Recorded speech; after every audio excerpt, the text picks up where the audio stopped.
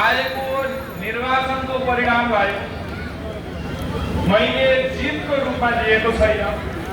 तपाईहरूले मलाई एउटा जिम्मेवारी सुम्पिनु भएको र एकजना असल कर्तव्यनिष्ठ संविधान र कानुनप्रति निष्ठावान व्यक्तिले केही गर्न सक्छ भनेर तपाईहरूले जिम्मेवारी सुम्पिएको रूपमा लिएको छ।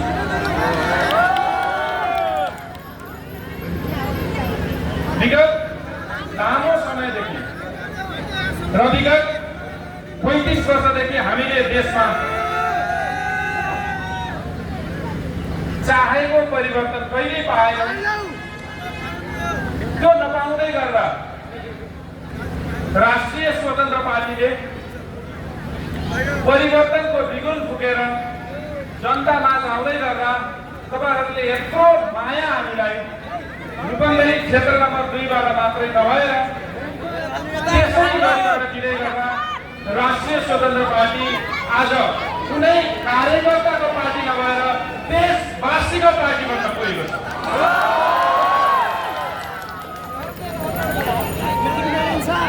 म तपाईहरूलाई पुनः यो कुरा स्मरण गराउन चाहन्छु, राष्ट्रिय स्वतन्त्र पार्टी कुनै कार्यकर्ताको पार्टी होइन, यो विशुद्ध नेपाली जनताको पार्टी हो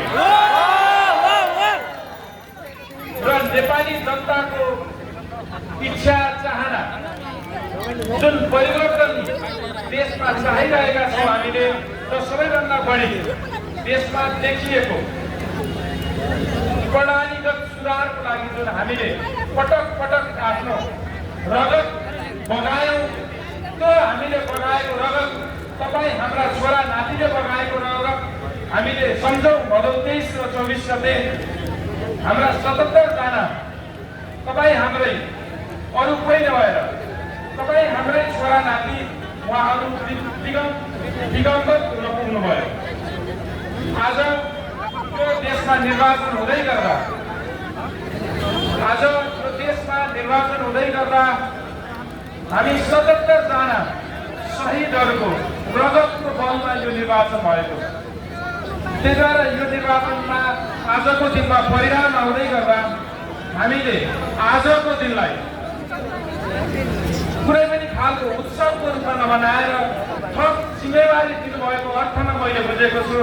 त्यही भएर तपाईँहरूले देख्नुभयो होला मेरो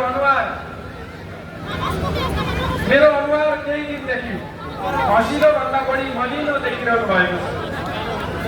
किन भन्दाखेरि मैले यो विजय उत्सवको रूपमा नभएर थप जिम्मेवारी तपाईँले दिनुभएको र यो जिम्मेवारी मैले कुन हदसम्म पुरा गर्न सक्छु र सक्दिनँ भनेर पटक पटक छेडछेडमा आफैले प्रश्न गरिरहेको छु। आज परिस्थिति देशमा यस्तो आएको छ, राष्ट्रिय स्वतन्त्र पार्टी नै सरकारमा र राष्ट्रिय स्वतन्त्र पार्टी नै प्रतिपक्षको भूमिकामा खेल्नुपर्छ।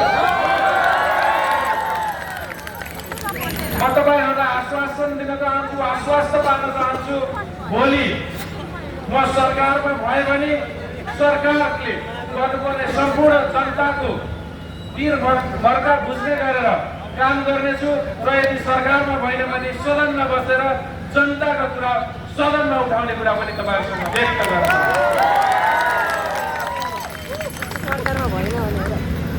देशमा देखिएको नैराश्यता चिर्नको लागि भनेर हामीले 35 वर्षे युवा प्रधानमन्त्रीको रूपमा उठाएका थियौँ।